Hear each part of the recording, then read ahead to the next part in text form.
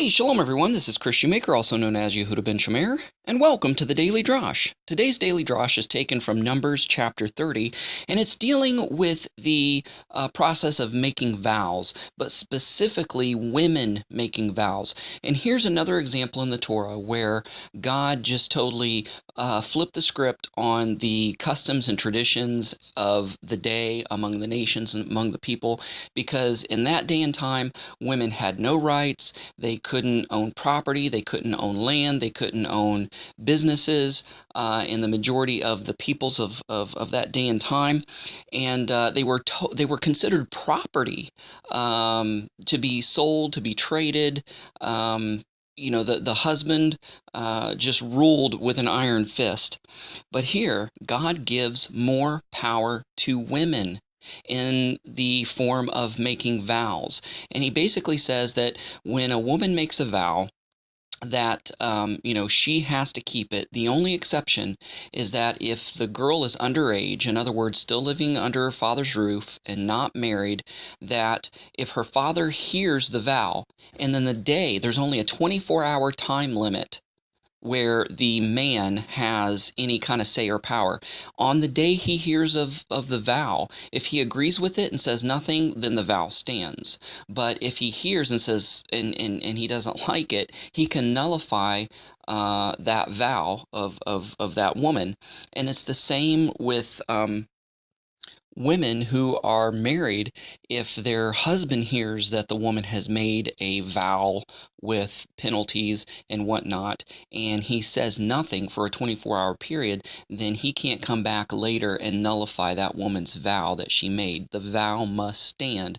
So there's only a 24-hour period where the father or the husband can have any say in the vow that the woman has made. Now, these vows are usually related to some sort of vow that the woman makes unto God or unto the Lord. So God takes priority over the husband, but God still gives the husband authority, or the man or the father authority, to have his say within a 24-hour period. And if on the day that he hears it and says nothing, and that time stipulation has passed, then the woman must fulfill her vow. The husband can't nullify it. The man or the father can't nullify it. Can't do anything about it. So this gave a little bit more power to women. Now, women were still under subjection to the husband, to the man, because that's the way the precedent was set in Genesis when God created Adam and Eve.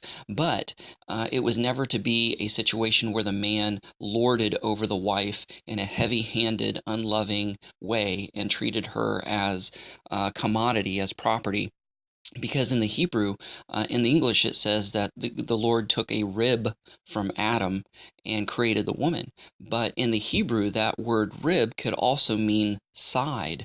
So there was more of an equality between a man and a woman in the Jewish Hebraic eyes, even though that the man still had the last say and was the head of the household and was the leader. Somebody had to be a point man after all. The wife and the woman was considered more of a equal partner in the relationship, more so than somebody that was below the man's feet or in subjection. There's also been, people say that the reason that God took a rib from Adam is to promote equality. He didn't take a foot from the woman, where the woman would be over the head of the man, and or the woman wouldn't be under the man's feet, and the Lord didn't take a skull bone from the woman, where the woman would be ahead of the man, etc., etc. But he took it from the side, promoting and implying equality. And I just think that is a great lesson to take away from the scriptures, because so many times today, especially in the liberal and non-religious media, they want to take the scriptures out of context and make it say something that it doesn't, and especially to say how harsh that the scriptures were in regards to women. The Torah, the Mosaic Law, was a revolutionary document, and it promoted women's rights, and it protected them from slavery and from abuse and from being lorded over. And this is just another example of their right to have a say in vows they make unto God. Thanks again for listening. Go out there and have a great day. Shalom and Shavua Tov. Come to AbrahamsDescendants.com and check out our kosher comic section called Inside the Bushel and its archives. You'll be glad you did.